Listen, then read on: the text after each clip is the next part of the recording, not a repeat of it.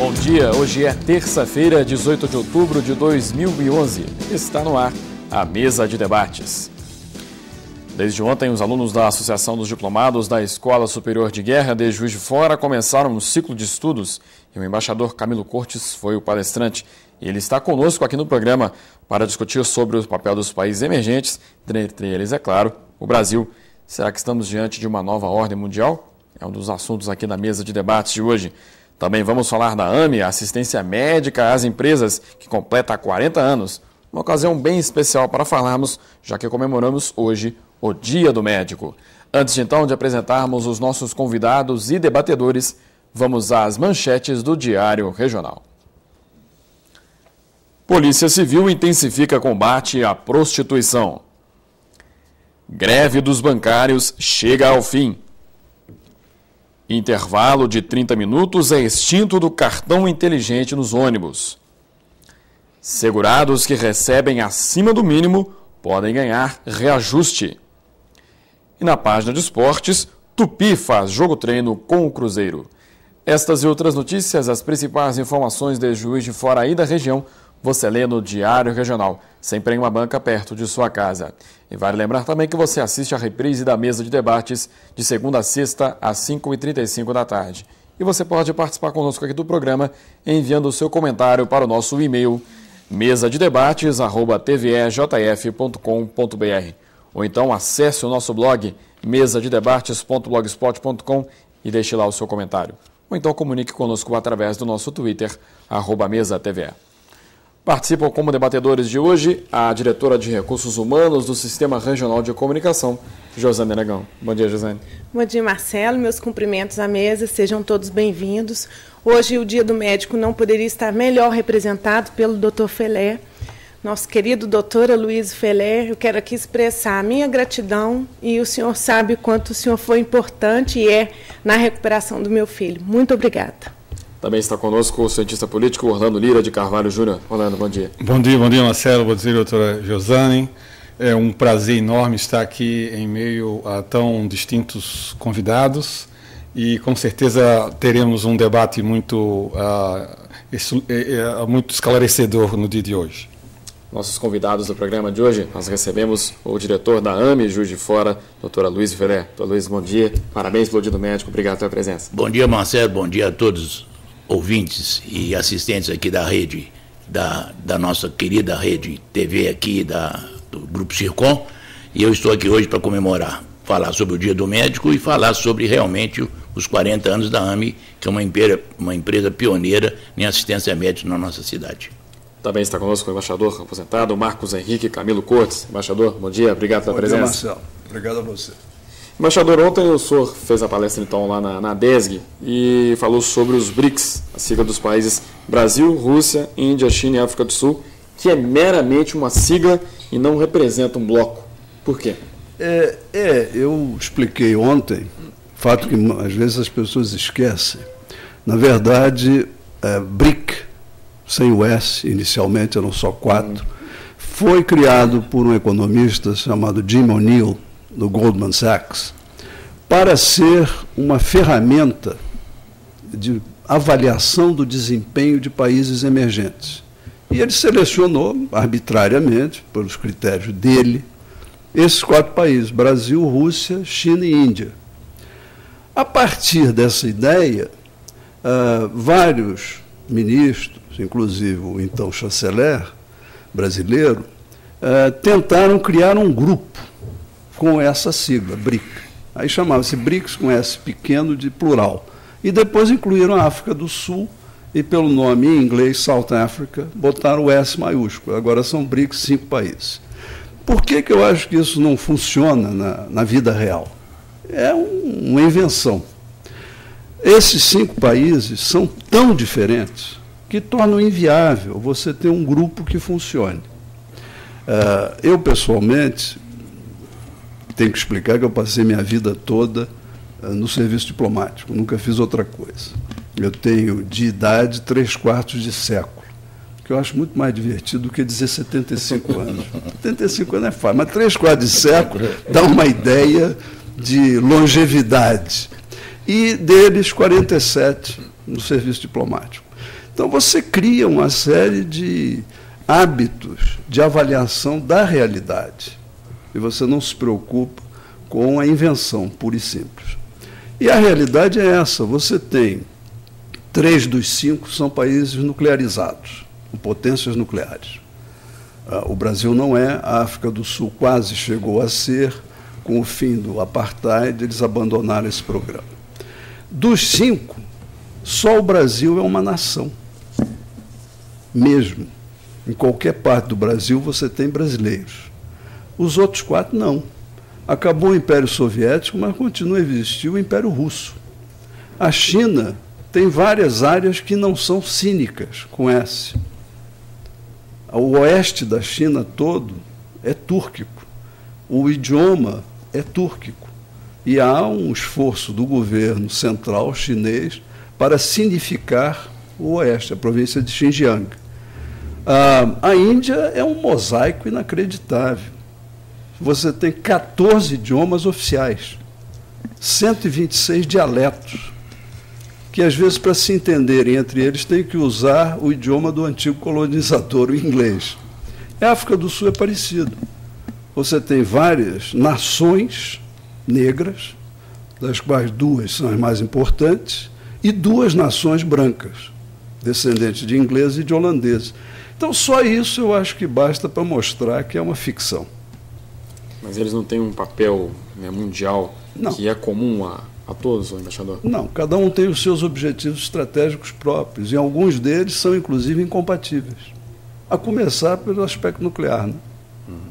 A China nunca assinou o TNP, se transformou com seu próprio esforço, aliás, eu acho admirável, numa potência nuclear.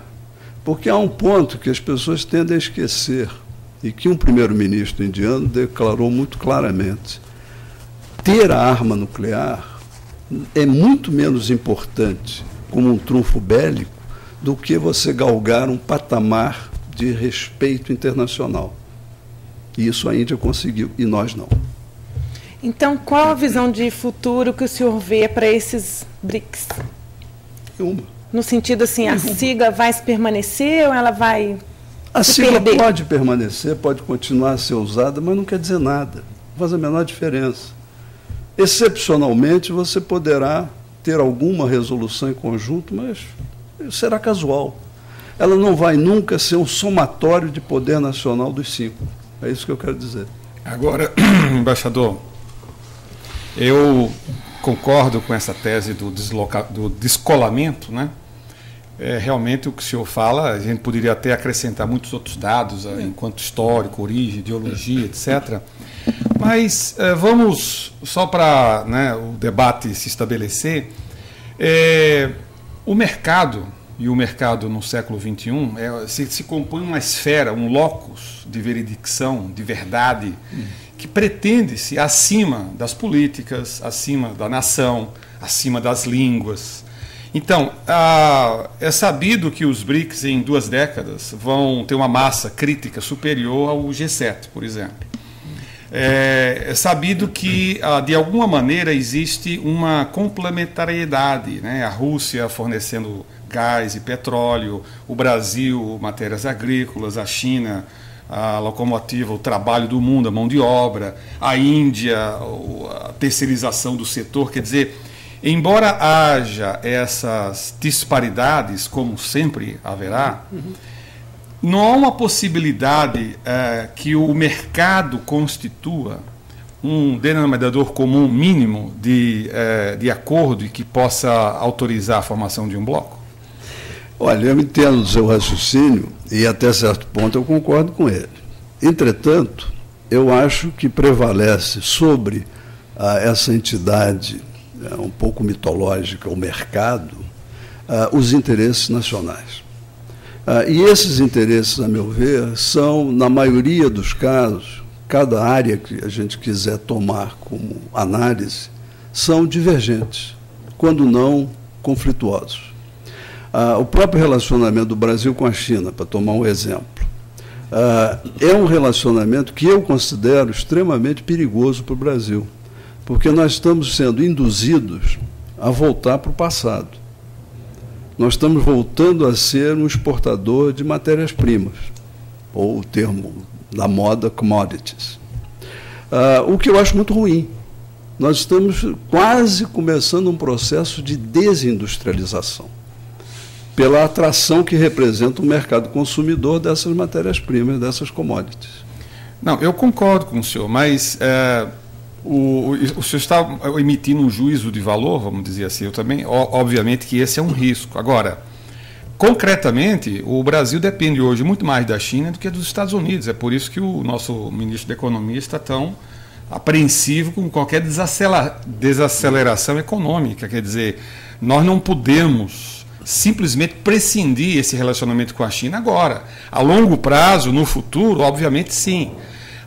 Então, o que eu quero dizer é o seguinte, o que se chama de uma realpolitik, o Brasil concretamente precisa. Não vai ser porque no futuro, ou nós estamos indo para trás, que nós vamos deixar. Quer dizer, qual é vamos dizer assim, uma consideração mais real, mais pé no chão? O mercado se põe assim. O Brasil tem que se adaptar a isso. Não depende de nós. Nós não somos os donos do nosso destino, por assim. Nós trabalhamos em rede. E a configuração de rede é essa. Mas o que acontece é o seguinte, você não pode ignorar a realidade, mas você tampouco deve se deixar ficar escravo dessa realidade. Ao contrário, você deve adotar políticas de Estado, não de governo, que permitam, aos poucos, isso tudo leva muito tempo, aos poucos você ir invertendo uma equação que é nitidamente desfavorável a nós no longo prazo. O que acontece, a meu ver, é que nós, no Brasil, há algumas décadas já, poucas, mas algumas, perdemos a noção da política externa como política de Estado, que ela tem que ser por definição. O que isso significa? A política externa é necessariamente de longo prazo, em primeiro lugar. Em segundo lugar, ela tem que ser formulada por quadros profissionais em termos apolíticos e apartidários.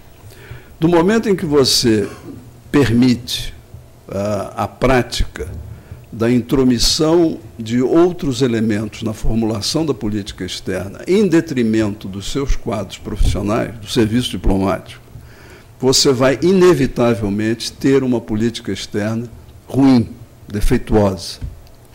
O maior dano que eu considero que se fez à política externa do Brasil nos últimos 20 anos foi essa diplomacia presidencial.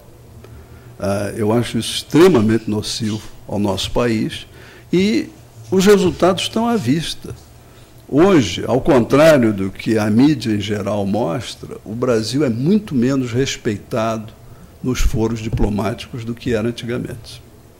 Porque nós não temos mais política externa. Essa é que é a realidade. Nós temos ações no campo externo, mas isso não constitui política externa. Indo um pouco atrás, para entender melhor o que eu quero dizer, nós tivemos a felicidade, e é pura felicidade, de herdar dos portugueses uma concepção diplomática do mundo. Os portugueses foram geniais, a partir do Tratado de Tordesilhas, que é a primeira vez em que se usa uma concepção geoestratégica sem sequer saber o que era geoestratégia. E toda a negociação do tratado é feita em cima do Atlântico, onde os portugueses não tinham o menor interesse. O interesse estava do outro lado do mundo. E os espanhóis não perceberam isso. Então você concentra a negociação no Atlântico e faz uma linha, era um meridiano, e, portanto, ia do outro lado do globo, para pegar as ilhas das especiarias do lado de lá. Mas ninguém menciona isso nas negociações. Nós herdamos essa sabedoria. O Tratado de Madrid, de 1750, é negociado por um brasileiro, por Alexandre de Gusmão, irmão do Padre Voador, nascido em Santos. E desde então o Brasil soube trabalhar com a sua diplomacia, até em momentos em que relativamente nós éramos fracos na expressão militar. Vou lhe dar um exemplo concreto. Olhe a América do Sul no século XX. Curiosamente, é a região do mundo onde houve menos conflitos entre países lindeiros. As pessoas não param para pensar nisso. Quantos conflitos lindeiros houve na América do Sul no século XX? 2, Peru-Equador, 1, Peru-Colômbia e 1, Bolívia-Paraguai. Mais nada. Por quê? Foi por acaso? Foi porque Papai do Céu é sul-americano? Não. Porque o Itamaraty trabalhava, como todo serviço diplomático competente trabalha, silenciosamente, sem aparecer nos jornais.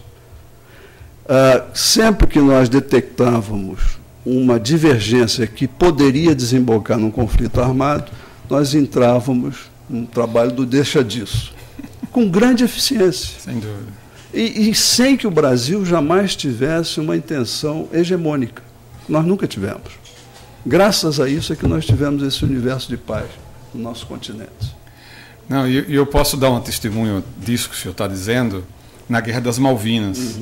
Eu estava no Sul nessa época, e o Brasil como é que ia ficar, né? Tem a Inglaterra, grande credor brasileiro. A Argentina, os nossos irmãos. O que é que vai fazer o Itamaraty? Tentando ficar em cima do muro, obviamente. E um dia aconteceu aquele episódio de um caça britânico, de um bombardeiro britânico, se perder no oceano. Se perder entre aspas. E pedir urgentemente a pousar no Rio de Janeiro. O que é que o Itamaraty vai fazer? Se disser pousa, está favorecendo a Inglaterra. Se disser não pousa, está favorecendo a Argentina. Você sabe o que o Itamaraty fez que eu achei genial? Mandou 2 caças brasileiros capturarem, interceptarem e prenderem o avião.